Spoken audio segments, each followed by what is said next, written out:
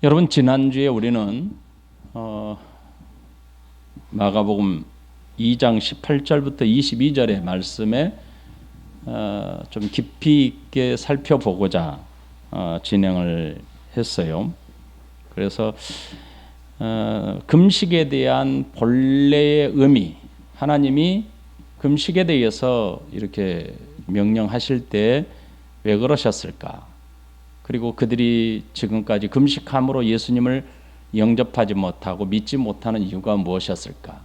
이것을 생각할 수 있는 말씀으로 함께 나눴습니다. 그러면 오늘은 여러분에게 이렇게 질문을 해보겠습니다. 하나님께서 백성들의 금식을 금하셨을까요? 아니죠, 그렇죠? 하나님은 백성들의 금식을 금하지 않으셨어요. 그렇다면 하나님께서 백성들이 금식하며 기도하는 것을 싫어하십니까? 또 그것도 아니죠. 하나님은 자신의 백성들이 금식하며 하나님께 기도할 때 하나님은 들으시고 응답하셨습니다. 거절하신 경우도 있습니다. 하지만 금식이라는 방식으로 우리는 기억하셔야 돼요. 하지만 금식이라는 방식으로 하나님을 섬기기를 원한다면 무엇을 위해서 하라고 그랬죠? 자신의 죄와 허물. 우리 인간의 죄와 허물을 하나님께 드러내고 하나님의 용서를 구하기 위해서 하라고 했습니다. 우리는 반드시 이것만은 잊지 말아야 합니다. 금식은 인간의 죄악으로 인해서 하나님께서 우리에게 요구하신 것입니다. 그리고 때때로 우리는 우리의 죄악을 회개함으로 하나님께 드려야 되는 것임을 꼭 기억하시고, 금식이 필요한 것은 바로 사람의 죄악 때문이었다라는 것을 잊지 말아야 합니다. 이것 때문에 하나님은 우리 사람들에게 금식을 명하셨습니다. 그것도 1년에 한 차례 모든 백성들이 반드시 금식하도록 명하신 겁니다. 우리는 지난주에 이 부분을 자세히 살폈습니다.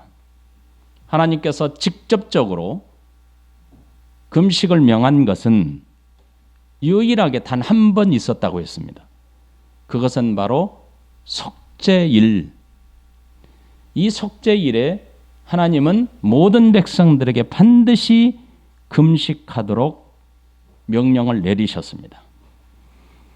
하나님께서 반드시 1년에 한 차례 모든 백성들에게 금식을 명한 이유가 무엇이겠습니까? 오늘 그 중요성에 대해서 함께 살펴보고자 하는 겁니다. 성경에서 모든 백성들에게 반드시 금식하라고 명령한 율법은 1년에 단 한 차례입니다. 그것은 바로 대속죄일에 하라고 하셨습니다. 레위기 16장 29절부터 지난주에 우리가 살펴본 말씀대로 31절에 보면 너희는 영원한 이 규례를 지킬 것이니라. 7째 달 곧 그 달 10일에 너희는 스스로 괴롭게 하고 아무 일도 하지 말라. 민수기 29장 7절에 7째 달 열흘날에 너희가 성회로 모이고 너희 심령을 괴롭게 하며 아무 일도 하지 말라. 우리는 이 심령을 괴롭게 한다는 것은 육체적인 금욕 또 의미가 있지만 그보다도 더 금식을 표현하는 방식 중에 하나라고 말씀을 드렸습니다. 그래서 에레미야 36장 6절에 너는 들어가서 내가 말한 대로 두루마리에 기록한 여호와의 말씀을 금식일에 여호와의 성전에 있는 모든 백성의 귀에 낭독하고 유다 모든 성읍에서 온 자들의 귀에도 낭독하라. 금식일이라고 명하셨습니다. 그리고 신약 사도행전 27장 9절에서도 여러 날이 걸려 금식하는 절기가 이미 지났다. 신약에서도 바로 금식하는 절기 이렇게 표현합니다. 그러므로 대속죄일에는 하나님께서 명하시기를 성 안에 있는 모든 백성들은 반드시 하루 동안 금식하도록 하셨습니다. 이렇게 백성들에게 금식하도록 명한 것은 백성들의 죄를 속하시는 하나님의 은혜를 기억하고 자신의 죄를 철저하게 하나님께 고백하도록 하기 위함이었습니다. 제가 지난주에 그렇게 강조했던 거 여러분 기억하시겠죠? 모든 백성들이 주기적으로 반복적으로 지속적으로 해야 된다면 그 금식은 딱 한 번 있다고 말씀을 드렸습니다. 1년에 단 한 차례입니다. 그러므로 성경의 모든 금식은 모든 백성들에게 주기적으로 그리고 반복적으로 해야 될 금식이 아니었다고 말씀을 드렸습니다. 반복적이고 주기적으로 모든 백성들이 해야 될 금식은 단 한 차례, 단 한 번 유일하게 대속죄일이었다고 말씀을 드렸어요.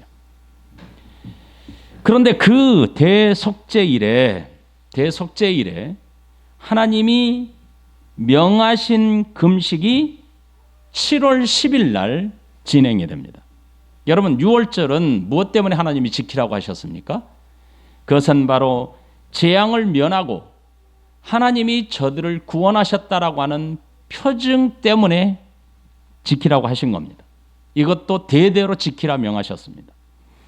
그리고 속죄일 때에 이 속죄는 하나님의 은총으로 죄 사함을 받는 날이었습니다.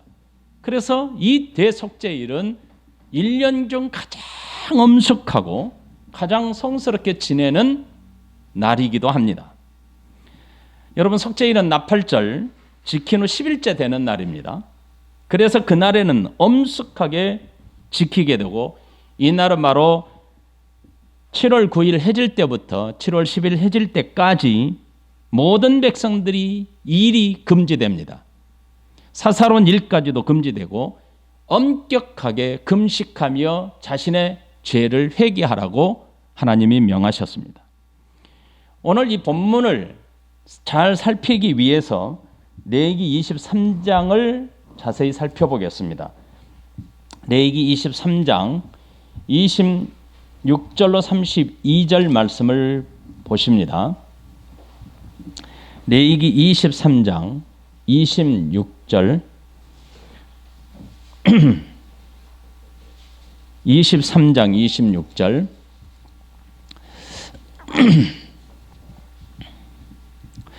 여호와께서 모세에게 말씀하여 이르시되 일곱째 달 열흘날은 속죄일이니 너희는 성회를 열고 스스로 괴롭게 하며 여호와께 화제를 드리고 이날에는 어떤 일도 하지 말 것은 너희를 위하여 너희 하나님 여호와 앞에 속죄할 속죄일이 됨이라. 이날에 스스로 괴롭게 하지 아니하는 자는 그 백성 중에서 끊어질 것이라. 이날에 누구든지 어떤 일이라도 하는 자는 내가 그의 백성 중에서 멸절시키리니 너희는 아무 일도 하지 말라. 이는 너희가 거주하는 각처에서 대대로 지킬 영원한 규례니라. 이는 너희가 쉴 안식일이라. 너희는 스스로 괴롭게 하고 이달 아흐렛 날 저녁 곧 그 저녁부터 이튿날 저녁까지 안식을 지킬지니라. 여러분 속죄일에는 아무것도 하지 않아야 되고 안식일처럼 지키라는 것이죠. 그래서 불을 피우는 것도 금지되고 사소로운 농담 그리고 사사로운 오락도 금지되고 일체 백성들에게 금식하면서 금식에 대한 의미를 묵상하고 깨닫도록 하나님은 명하셨습니다. 그러니까 이 속죄일에 얼마나 온성이 조용하겠습니까? 소리 지른거나 오락을 하지 않고 함부로 밖에도 다니지 않고 그러니 얼마나 성이 조용하고 모든 것이 다 멈춰진 상태. 이때가 바로 1년 한 차례 진행하는 겁니다. 그러므로 속죄일은 7월 10일은 대단히 엄숙했습니다. 이날은 백성들에게 매우 중요한 날이었기 때문입니다. 대제사장이 1년에 한 차례 들어갈 수 있는 지성소에 들어가는 날이고, 이 지성소에 들어가서 제사장이 죽지 않고 나오면 백성들의 죄가 하나님으로부터 용서받았음을 선언하는 아주 중요한 날이기도 했습니다. 그래서 오늘 우리가 함께 이 속죄일의 의미, 그리고 나중에 살펴보겠지만 이 금식을 예수님께서 자신의 죽음과 연관지어서 제자들에게 설명했던 이유가 왜 그렇게 중요한지를 우리는 깊이 묵상해야 합니다. 여러분, 마가복음에서 금식에 대한 이야기가 본문에서 나옵니다. 그리고 더다시 이 예수님께서 거론하지 않으세요, 금식에 대한. 그러니까 금식에 대해서 오늘 제가 할 수 있는 시간까지 최선을 다해서 여러분에게 설명을 드리고, 만약에 다 설명할 수 없다면 다음 주에 계속해서 설명을 드리겠습니다. 왜냐하면 저와 여러분들이 신앙생활할 때 금식에 대한 잘못된 선입견이 있습니다. 그리고 금식을 우리가 신앙생활할 때 우리가 배운 바에 의하면 금식에 대한 잘못된 생각, 잘못된 지식이 있습니다. 그러므로 이번 기회에 저뿐만 아니라 여러분 모두 다가, 우리 성도들이 금식에 대한 바른 해석, 금식에 대한 진짜 의미, 진정한 의미를 함께 나눠봤으면 좋겠습니다. 성경 그대로 제가 이 속죄일에, 금식하는 이 속죄일에 어떤 일이 있기 때문에 하나님은 안식일 중에 안식일로 선포하고 모든 백성들에게 다 일을 멈추고 금식하라고 하셨을까? 이 부분을 말씀을 드리도록 합니다. 이 속죄일은 민족적 회개의 날이기도 합니다. 그래서 온 백성들이 엄숙하게 정한 날로 하나님께 드렸습니다. 그러므로 속죄일은 매우 중요한 날입니다. 성경에서 반복적으로 이 날을 지키라고 명하심을 아주 상세하게 기록하고 있습니다. 레위기 16장, 레위기 23장, 민수기 29장에서 이 날에 대해서 상세하게 기록합니다. 레위기 26장, 23장, 민수기 29장을 살펴보면서 여기에 기록된 말씀들을 본문을 찾아가면서 제가 설명해 드리도록 하겠습니다. 여러분, 7월 10일은 속죄일인데 하나님이 어떻게 말씀하셨냐면 성회로 모여라. 그리고 아무 노동도 하지 말라. 희생 제사를 드릴 뿐만 아니라 백성들의 일체 그 어떤 노동이나 일도 하지 않도록 명령하셨습니다. 속죄일은 오직 성회로 모이라는 겁니다. 만일 오늘 우리가 함께 읽었던 본문의 말씀에 의하면 일을 하는 자는 백성 중에서 끊어질 것이라 아주 강력한 명령을 내리셨습니다.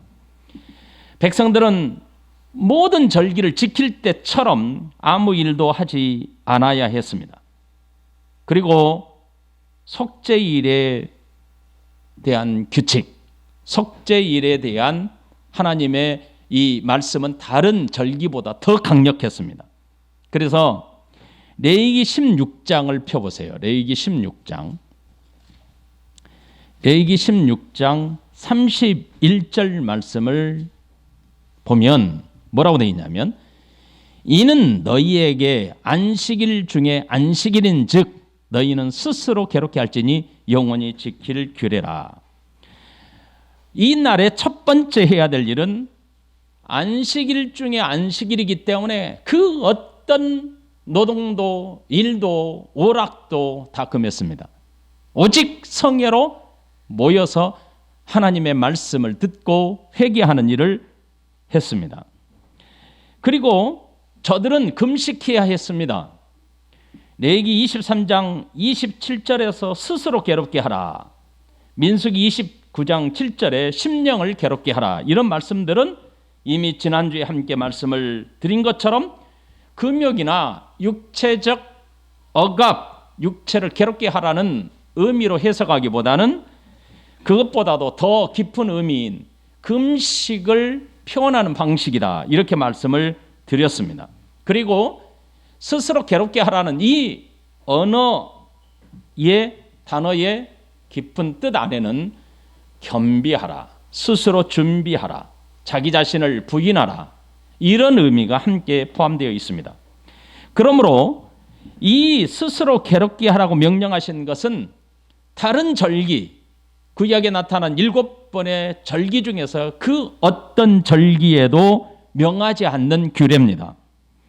이 규례를 유일하게 하나님께서 이 속죄일에 말씀하신 것은 백성들이 죄를 깨닫고 자신들의 죄를 통해 자복하고 하나님의 용서와 하나님의 구속의 역사를 경험하도록 하기 위함이었습니다. 그리고 세 번째로는 레위기 16장에서 자세히 기록되고 있는데, 이 레위기 16장을 제가 함께 찾아가면서 이제 진행을 하도록 하겠습니다. 속죄제를 드리는데 16장에서, 레위기 16장에서 아주 자세하게 설명해 줍니다. 그런데 이 속죄일에 대해서 네 가지로 특징적으로 말씀하고 있는데, 첫 번째는 제단 위에서 제물들, 하나님이 준비하라고 말씀하신 이 제물들이 희생 제사로 드립니다. 그리고 제사장을 위해서는 송아지, 백성들을 위해서는 순염소가 하나님께 드려지게 됩니다. 두 번째로는 이 특징 네 가지를 설명하고 있는 겁니다. 두 번째로는 대제사장은 송소를 통하여 지성소로 들어갑니다. 1년에 한 차례 들어가는 것이죠. 1년에 한 차례만 딱 허용되는 장소입니다. 그리고 지성소에는 누구를 대동하여 지성소에는 들어갈 수 없습니다. 대제사장 혼자만 들어갔습니다. 만일 하나님이 허락한 이날을 제외하고 누구든지 대제사장이라 할지라도 지성소에 들어가면 그 자리에서 죽임을 당했습니다. 세 번째 특징은 지성소의 속죄소 주위에 희생의 제물의 피를 뿌리는 의식이 진행이 됩니다. 네 번째로는 이 모든 임무를 마친 대제사장은 자신의 본래 위치로 귀환합니다. 자, 그러면 이제 이 네 가지 특징을 살펴보았으니까 레위기 16장을 중심으로 속죄가 어떻게 드려지는지를 살펴보도록 하겠습니다. 첫 번째, 성소를 위하여 제물을 준비해야 합니다. 성막은 여러분이 잘 아는 것처럼 지성소와 성소로 구분이 되어 있습니다. 지성소와 성소 사이에는 무엇이 가로막혀 있습니까? 휘장이 가로막혀 있습니다. 그래서 지성소와 성소 사이는 휘장으로 나뉘어져요. 벽처럼 두 장소를 구분했습니다. 1년에 한 차례 들어가는 곳은 바로 성소를 지나서 휘장으로 가려진 하나의 불도 없는, 불빛도 없는 캄캄한 그곳에 지성소라 불렸고 이 지성소에 들어간 겁니다. 그런데 이 지성소는 1년에 한 차례 하나님이 허락한 시간만 대제사장만이 들어갈 수 있습니다. 레위기 16장 1절부터 5절 말씀을 읽어드립니다. 아론의 두 아들이 여호와 앞에 나아가다가 죽은 후에 여호와께서 모세에게 말씀하시니라. 여호와께서 모세에게 이르시되 네 형 아론에게 이르라. 성소의 휘장 안 법궤 위 속죄소 앞에 아무 때나 들어오지 말라. 그리하여 죽지 않도록 하라. 이는 내가 구름 가운데에서 속죄소 위에 나타남이라.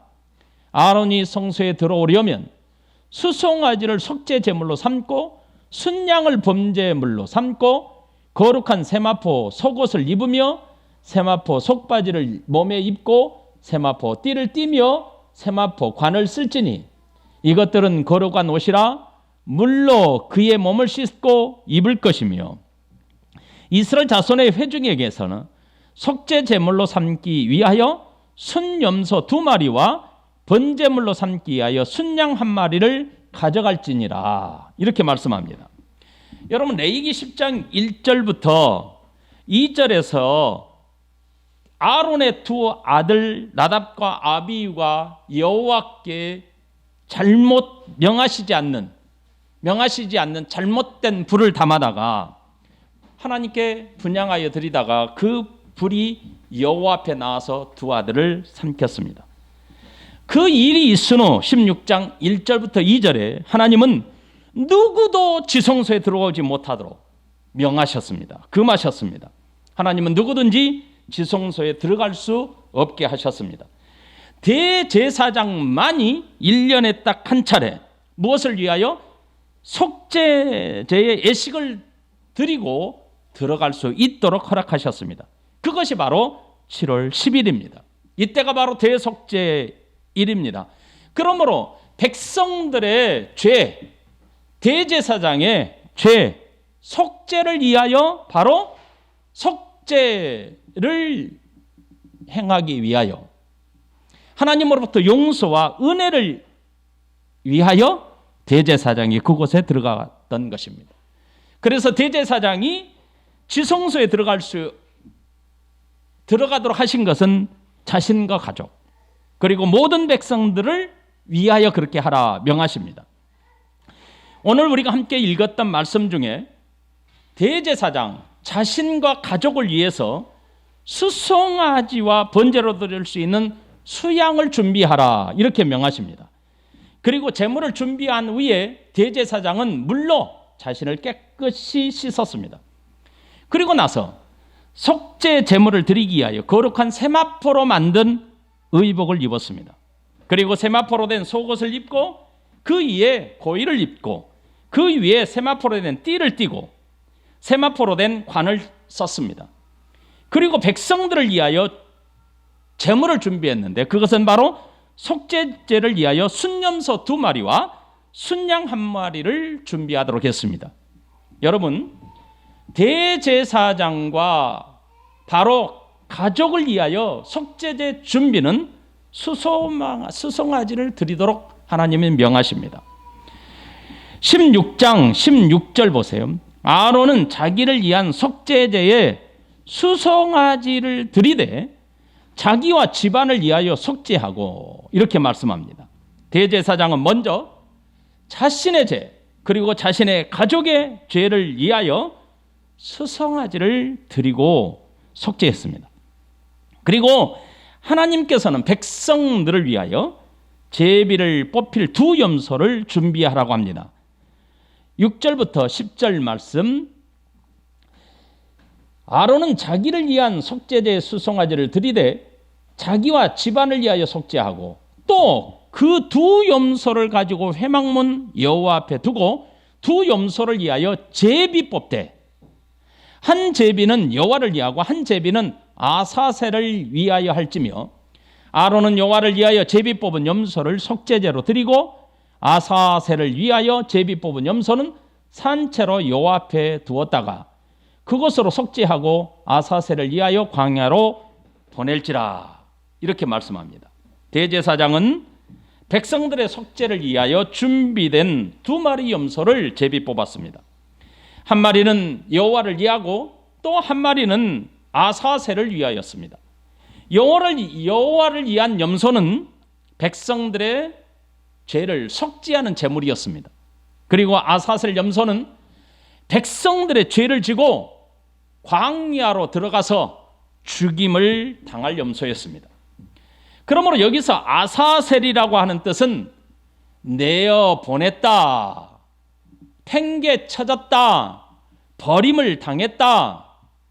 이 아사라고 하는 것은 바로 염소와 아사셀이라는 버린다, 이런 두 단어가 합성된 겁니다.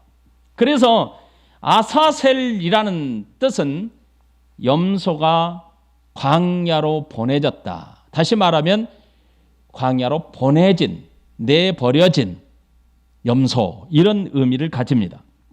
아사셀 염소는 백성들의 죄를 전가받습니다. 그리고 백성들의 그 죄를 전가받아서 그 죄를 짊어지고 어디로 가냐면 광야로 버려지게 됩니다. 백성들의 죄를 짊어지고 광야로 다니다가 굶어 죽거나 아니면 맹수에 의해서 찢김을 당하여 죽임을 당하게 됩니다. 이런 모습들을 보면서 백성들은 내 자신의 죄를 생각한 것입니다. 염소 한 마리가 아사셀을 위하여 제비를 뽑혀서 백성들의 죄를 통째로 짊어집니다. 그리고 광야로 보내집니다. 이것은 바로 이스라엘의 죄를 짊어지고 성으로부터 완전히 떠남을 의미하는 겁니다. 이것이 첫 번째 준비였고요. 그리고 속죄제에 대한 대제사장이 어떤 절차를 거쳐서 속죄제를 드리는지 설명을 드리도록 하겠습니다. 이 속죄제에 대한 예식의 진행은 지성소와 성소를 드나들면서 진행했습니다. 첫 번째 대제사장은 지성소를 들어가게 되는데 그 첫 번째 출입은 대제사장 자신을 위하여 그렇게 했습니다. 11절 봐보세요. 11절부터 13절. 아론은 자기를 위한 속죄제의 수송아지를 드리되 자기와 집안을 위하여 속죄하고 자기를 위한 그 속죄제 수송아지를 잡고 향로를 가져다가 여호와 앞 제단 위에서 피운 불을 그것에 채우고 또 곱게 간 향기로운 향을 두 손에 채워가지고 휘장 안에 들어가서 여호와 앞에서 분향하여 향연으로 증거궤 위 속죄소를 가리게 할지니 그리하면 그가 죽지 아니할 것이며 그는 또 수송아지의 피를 가져다가 손가락으로 속죄소 동쪽에 뿌리고 또 손가락으로 그 피를 속죄소 앞에 7번 뿌릴 것이며 이렇게 말합니다. 대제사장은 먼저 자신과 가족들을 위하여 수송아지로 속죄제를 드려야 했습니다. 그런 다음에 대제사장은 번제단에 피운 불을 향로를 들고 연기를 피웠습니다. 지성소에 들어가서 향을 피워서 향으로 온 지성소를 가득하게 했습니다. 이 연기로 가득하게 채운 것은 바로 속죄소를 가리우게 하는 방식이었습니다. 만일 이렇게 하지 않으면 대제사장은 그 자리에서 죽임을 당하게 되었습니다. 그리고 두 번째 출입을 합니다. 14절. 그는 또 수송아지의 피를 가져다가 손가락으로 속죄소 동쪽에 뿌리고 또 손가락으로 그 피를 속죄소 앞에 7번 뿌릴 것이며 대제사장은 지성소에 향을 피워 연기로 가득하게 합니다. 그리고 나와 제단으로 갑니다. 그리고 그곳에서 자신과 가족을 위해 준비한 수송아지의 피를 가지고 다시 성소로 들어갑니다. 그곳에서 손가락에 피를 묻혀서 속죄소 동편에 뿌렸습니다. 그리고 속죄소 앞에 7번 피를 뿌립니다. 이것은 지성소를 정결케 하는 예식이었습니다. 그리고 세 번째 다시 출입을 하게 됩니다. 백성들의 속죄 제물 그리고 회막 단을 성결케 하기 위한 예식이었습니다. 15절부터 보세요.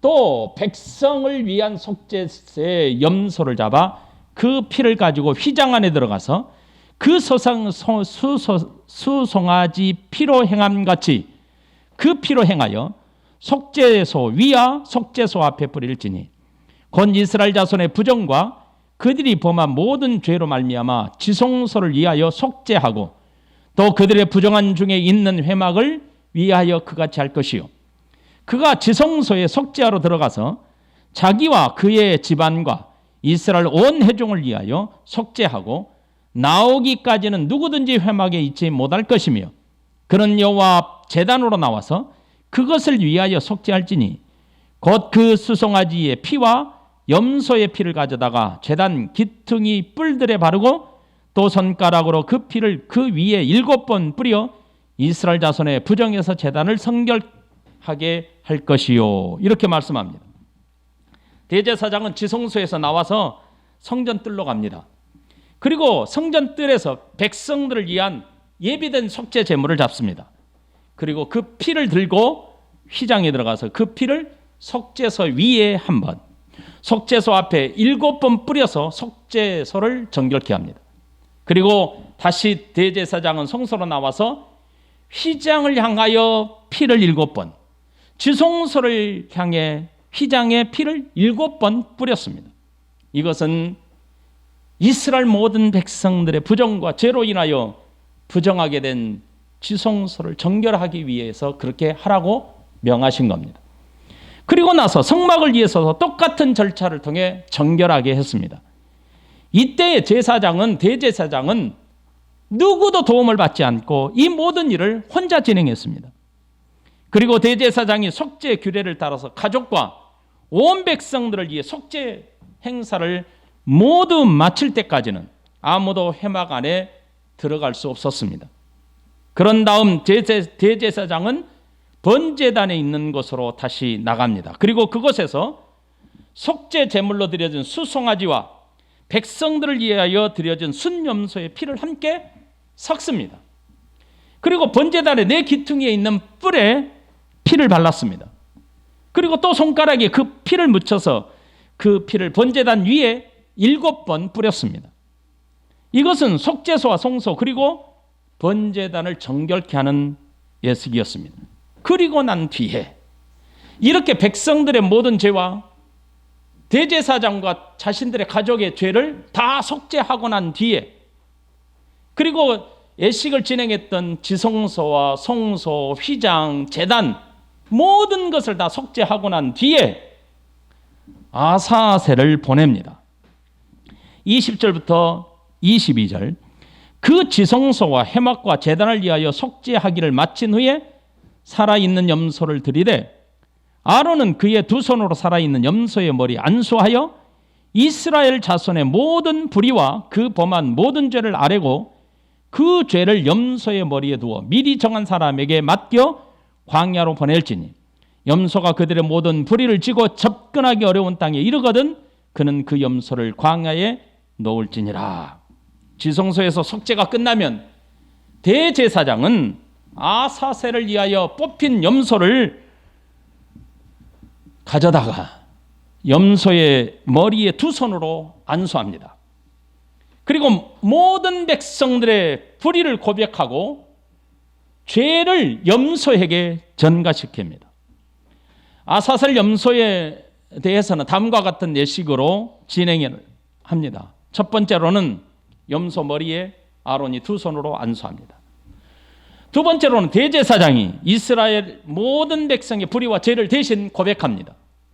세 번째로는 속죄 염소는 이스라엘 백성의 모든 죄를 지고 미리 정한 사람에 의해서 광야로 보내집니다. 네 번째로는 사람이 가까이 할 수 없는 무인지경이라고 했죠. 이곳에 이르면 그 염소를 그곳에 놓아줍니다. 다섯 번째로는 속죄 염소를 보낸 사람은 옷을 빨고 물로 씻은 후에 진영으로 들어왔습니다. 여러분, 하나님의 백성들은 1년 동안 하나님과 가까이 하기 위해서 몸부림을 쳤습니다. 온 뜻과 정성을 다했습니다. 그럼에도 불구하고 1년에 한 차례 하나님께서 이런 예식을 거행하게 하신 것은 바로 백성들의 죄를 사하기 위한 것입니다.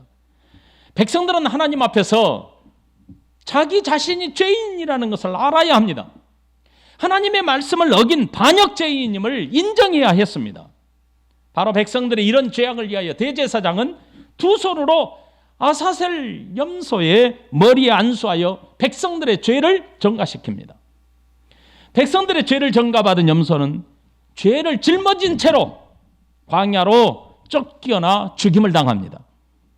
백성들의 죄를 전가받은 염소는 다시 돌아올 수 없는, 성으로 다시 돌아올 수 없는 사람이 살지 않는 광야로 내보내졌습니다. 여러분, 잘 생각해 보십시오.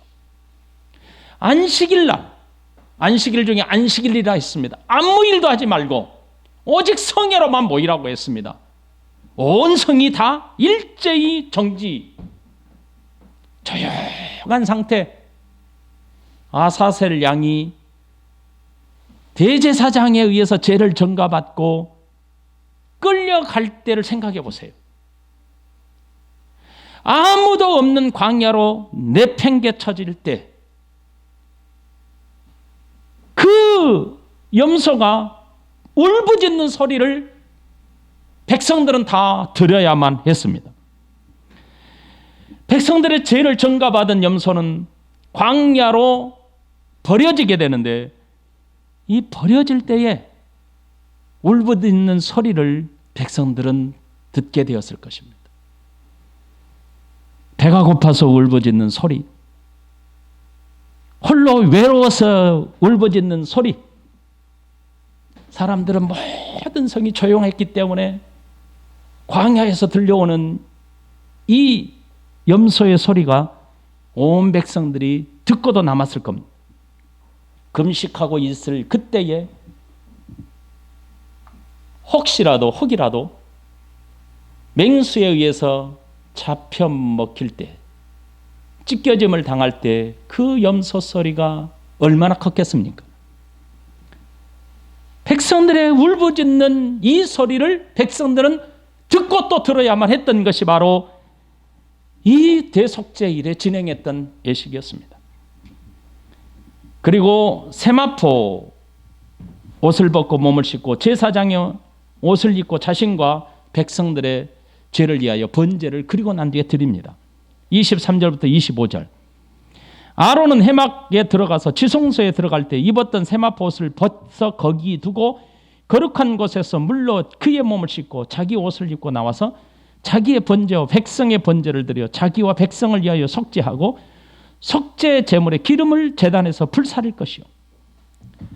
아사셀 염소를 광야로 보내고 난 뒤에 제사장은 지성소로 들어갈 때 입었던 세마포 옷을 다 벗습니다.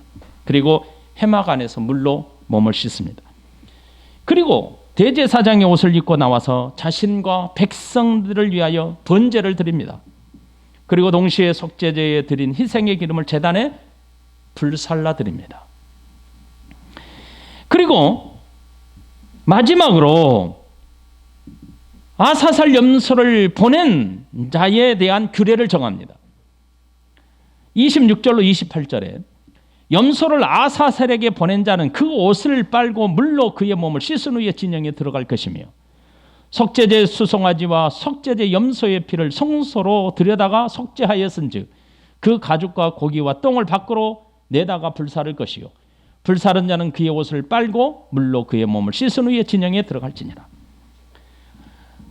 광야로 내보낸 사람은 옷을 빨고 몸을 씻은 후에 진으로 들어올 수 있었습니다. 그리고 속죄를 위하여 드려진 제물들의 가죽과 똥은 진 밖으로 버렸습니다. 그리고 가서 불로 태웠지요. 그리고 불로 태운 그 사람 또한 자기 옷을 빨고 씻은 후에 진영으로 들어올 수 있었습니다. 바로 이러한 속죄제를 드리는 게 바로 대속죄일입니다. 26장 29절부터 34절까지 다시 읽어드립니다. 너희는 영원히 이 규례를 지킬지니라. 일곱째 달 곧 그 달 10일에 너희는 스스로 괴롭게 하고 아무 일도 하지 말되 본토인이든 너희 중에 거류하는 거류민이든지 그리하라. 이날에 너희를 위하여 속죄하여 너희를 정결하게 하리니 너희의 모든 죄에서 너희가 여호와 앞에 정결하리라. 이는 너희에게 안식일 중에 안식일인즉 너희는 스스로 괴롭게 할지니 영원히 지킬 규례라. 기름 부음을 받고 위임되어 자기의 아버지를 대신하여 제사장 직분을 행하는 제사장은 속죄하되 세마포 옷 곧 거룩한 옷을 입고 지성소를 속죄하며 회막과 제단을 속죄하고 또 제사장들과 백성의 회종을 위하여 속죄할지니 이는 너희가 영원히 지킬 규례라. 이스라엘 자손의 모든 죄를 위하여 1년에 한 번 속죄할 것이니라. 아론이 여호와께서 모세에게 명한 대로 행하니라. 여러분, 이 속죄일에 대해서 다시 한번 정리를 하겠습니다. 7월 10일은 속죄일로 지키고 영원히 대대로 지켜야 할 규례라고 말씀하십니다. 이날은 스스로 괴롭게 함으로 금식하라고 명합니다. 그리고 이날은 아무 일도 하지 말고 성회로 모이라고 하셨습니다. 백성이든지 여행하는 손님이든지 이날은 성 안에 있는 사람은 다 참석하라고 합니다. 대제사장은 하나님께서 정하신 세마포 옷을 입고 지성소와 성소와 단을 위하여 속죄하라고 하셨습니다. 자신과 백성들의 죄를 속죄하라고 하셨습니다. 이 속죄는 1년에 한 차례 반드시 정하신 날에 지키라고 명하셨습니다. 여러분, 하나님께서 속죄일을 지키라고 명하신 이유가 무엇이겠습니까? 백성들은 1년에 한 차례 반드시 속죄일로 지켜야 했지요. 이 절기는 대제사장이 지성소에 들어가 자신의 죄와 모든 백성들의 죄를 속죄해야만 했습니다. 그리고 하나님께 드려진 모든 제단, 제물들을 다 정결케 해야만 했습니다. 매년마다 이 예식은 반복적으로 드려야 했습니다. 1년에 한 차례 이 대속죄일은 이 대속죄일을 통하여 1년 동안 유효함으로 하나님이 받아주셨습니다. 이 일을 왜 반복적으로 해야만 했습니까? 왜 금식을 통하여 이렇게 금식과 대속죄일을 이렇게 연결하셔서 하나님은 반드시 지키라고 하셨습니까? 이것은 바로 자신들의 죄악을 위하여, 인류의 죄악을 위하여 그 영원한 속죄가 이 땅에 올 건데, 이 영원한 속죄에 해결할 날을 기다리고 소망하도록 하기 위함이었습니다. 히브리서 9장 12절에 보면 염소와 송아지 피로 아니하고 오직 자기의 피로 영원한 속죄를 이루사 단번에 성소에 들어가셨느니라. 레위기 17장 11절 유체의 생명은 피에 있음이라. 내가 이 피를 너희에게 주어 제단에 뿌려 너희의 생명을 위하여 속죄하게 하였나니 생명이 피에 있으므로 피가 죄를 속합니다. 히브리서 9장 22절 율법을 따라 거의 모든 물건이 피로써 정결하게 되나니 피 흘림이 없은즉 사함이 없느니라. 사랑하는 여러분, 염소와 송아지 피는 예수 그리스도를 통해서 완전한 데서 영원한 속죄를 이루게 되었음을 밝혀주는 본문입니다. 결과적으로 이 속죄일의 제물은 예수 그리스도의 그림자였습니다. 그러므로 속죄일은 예수 그리스도를 바라보게 하고 예수 그리스도를 통하여 영원히 이루어질 그림자였던 것입니다. 그러므로 백성들은 1년에 한 차례 반드시 지키도록 하신 이 속죄일을 통하여 장차 오실 메시아를 기다리게 했고, 장차 오셔서 자신들의 죄악을 담당하실 그 메시아를 바라보게 하신 겁니다. 속죄일은 바로 그리스도를 드러내게 하는 절기였던 것이죠. 피에 대한 속죄의 제물은 예수 그리스도였습니다. 대제사장은 단지 1년에 한 차례 속죄일에만 지성소로 들어갈 수 있었습니다. 그러나 예수 그리스도께서는 모든 사람들의 죄악을 위하여 단 한 번의 속죄 제물로서 자신의 피를 가지고 하늘의 지성소로 들어가셨습니다. 그래서 예수님이 십자가에서 피 흘려 운명하실 때에 성경은 이렇게 말씀합니다. 지성소와 성소로 나누어졌던 휘장이 위에서부터 아래로 찢어졌다. 이렇게 밝혀주고 있습니다. 이것은 예수님께서 십자가에 피 흘려 죽으시고 자신의 육체가 찢겨진 것처럼 우리와 하나님 사이에 막혔던 담, 성소와 지성소가 막혔던 것처럼 우리의 죄로 말미암아 하나님과 우리 사이에 막혔던 것이 찢어지고 하나님과 우리가 소통하게 되었다는 것입니다. 하나님께 나아갈 수 있는 길을 열었다는 것입니다.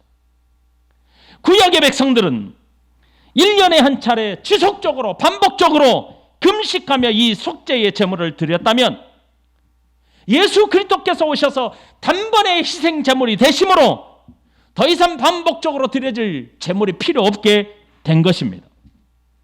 진영 밖으로 떠나보내는 염소처럼 백성들의 죄를 짊어지고 죽음으로 성취하셨습니다.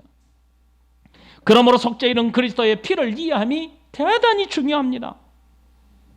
속죄일은 대제사장이 예수 그리스도께서 완전한 제물로 오셔서 희생 제물이 되시어 단번에 하나님의 거룩함을 완성할 것을 요구한 예식이었습니다.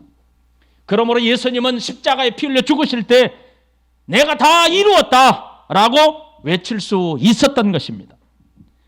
이제 예수 그리스도께서 십자가에 피 흘려 죽으시고 모든 백성들의 죄를 사하신 이것은 그 어떤 것으로도 추가되거나 반복되거나 할 수 없게 되었습니다. 이렇게 중요한 절기에 행하는 금식을, 하나님이 직접적으로 명하신 이 금식을 마가복음 2장 18절로부터 22절에 나타난 바리새인들이 행했던 금식은 많이 달랐던 것입니다. 바리새인들의 금식을 행하면 자신의 죄를 회개하고 하나님께 용서를 구하기 위함이 아니었습니다. 오히려 자신들이 금식을 행하고 있으므로 우리는 하나님 앞에 의롭다고 생각하고 자랑했던 것입니다. 우리가 지난주에 살펴본 대로 금식을 행함은 회개를 통해서 하나님의 긍휼과 은혜와 용서를 얻음을 기억하고 감사하기 위함이 아닙니까? 그리고 금식의 원형이신 우리 주 예수 그리스도께서 십자가에 피 흘려 죽으실 구속의 제물이 되어 우리의 죄를 용서하시는 그것을 바라보고 그것을 기다리게 한 것 아닙니까? 그러므로 하나님께서 1년의 하루를 반드시 금식하라고 하신 이유가 있었던 것입니다. 그것은 바로 대속의 원형이신 예수 그리스도께서 십자가에 피 흘려 죽으심으로 말미암아 이 모든 것을 이루게 된다는, 완성하게 된다는 것을 바라보도록 하신 겁니다. 기다리도록 하신 것입니다. 이제 모든 율법의 원형 되신 예수님께서 오셨습니다. 그러므로 예수님은 말씀합니다. 지금은 금식할 때가 아니다. 내가 십자가에서 피 흘려 죽을 때 비로소 너희는 금식할 것이니라. 그것은 무슨 말입니까? 우리의 죄를 위하여, 여러분과 저의 죄악을 위하여 하나님께 용서를 구하고 하나님께 내 죄를 털어놓기 위하여 우리를 스스로 괴롭게 하라고 말씀하신 겁니다. 그런데 금식이 자신의 자랑이 되고 사람들의 내 의가 드러나는 것처럼 착각하고 금식을 행함이 내게 큰 능력 있는 것처럼 자랑하게 되는 어리석은 죄악을 우리가 범하고 있을 수 있다는 겁니다. 예수님은 이것을 경계하십니다. 마가복음을 펴보십시오. 마가복음 2장 18절부터 다시 읽어드립니다. 요한의 제자들과 바리새인들이 금식하고 있는지라 사람들이 예수께 와서 말하되 요한의 제자들과 바리새인들의 제자들은 금식하는데 어찌하여 당신의 제자들은 금식하지 아니하나이까? 예수께서 그들에게 이르시되 혼인집 손님들이 신랑과 함께 있을 때 금식할 수 있느냐? 신랑과 함께 있을 동안에는 금식할 수 없느니라. 여러분 무슨 말입니까? 구약의 백성들이 자신들의 죄악을 위하여 회개하고 금식함으로 기다리고 매년마다 기다리고 이 처절한 피의 냄새를 맡으면서 제물을 드리고 온 서행이 조용히 죽은 듯이 조용할 때 광야로 내어 보내진 염소가 죽음으로 부르짖는 그 소리를 들으면서 치를 떨었던 자신들의 죄악을 회개했던 그 백성들이 기다렸던 예수님이 원형이 오셨습니다. 얼마나 기뻐해야 됩니까?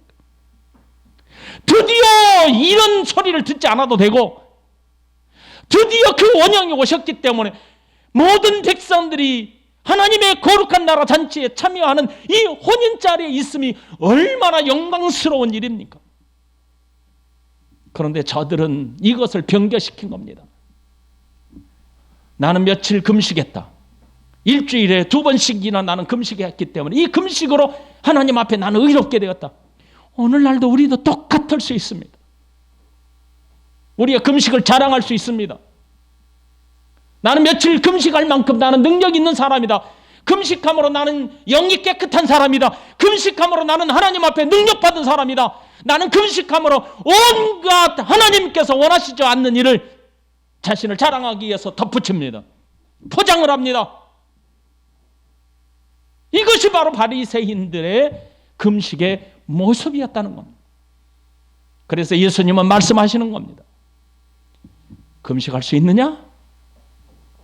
너희들이 진짜 금식할 날이 올 텐데 신랑을 빼앗길 십자가에 피 흘려 죽으실 때 그때는 고통 속에서 내 죄를 위하여 금식하라. 질문을 다시 드림으로 말씀을 맺겠습니다. 하나님이 여러분에게 금식을 금하셨습니까? 하나님이 여러분이 하는 금식을 싫어하십니까? 아니라고 하신다면 금식하십시오. 무엇을 위해서 하십니까? 목적이 분명해야 합니다. 시간이 없기 때문에 다음 주에 금식에 대해서 성경 말씀을 대표적으로 오해하고 잘못 해석함으로 성도들에게 강요하는 본문인 이사야 58장을 살펴보겠습니다. 간단하지만 다시 살핌으로 금식에 대해서 여기에서 정리를 깔끔하게 하고 본문을 넘어가도록 하겠습니다. 하나님의 은혜가 여러분 속에 가득 넘치게 되기를 바랍니다.